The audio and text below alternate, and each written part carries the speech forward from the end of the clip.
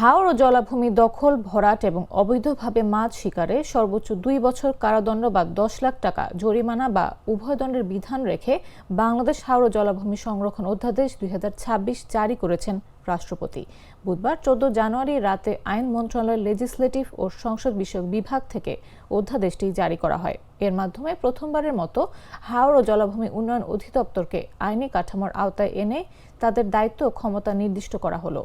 অধ্যাদেশ অনুযায়ী সারা দেশের হাওর ও জলাভূমির একটি সরকারি তালিকা প্রণয়ন করা হবে, যা গেজেট প্রজ্ঞাপনের মাধ্যমে প্রকাশ ও হালনাগাদ করা হবে। পাশাপাশি হাওর ও জলাভূমি সুরক্ষায় একটি মহাপরিকল্পনা প্রণয়ন ও বাস্তবায়নের কথাও বলা হয়েছে। হাওর বা জলাভূমি এলাকার উন্নয়ন প্রকল্প গ্রহণের আগে সংশ্লিষ্ট অধিদপ্তরের মতামত গ্রহণ বাধ্যতামূলক করা হয়েছে। অধ্যাদেশে অবৈধ দখল, ভরাট, পানি দূষণ, নিষিদ্ধ জাল বা বিষ ব্যবহার করে মাছ শিকার, প্রাকৃতিক সম্পদ উত্তোলন এবং পরিযায়ী পাখি ও জলজ প্রাণী শিকারের জন্য বিভিন্ন মেয়াদের কারাদণ্ড ও অর্থদণ্ডের বিধান রাখা হয়েছে।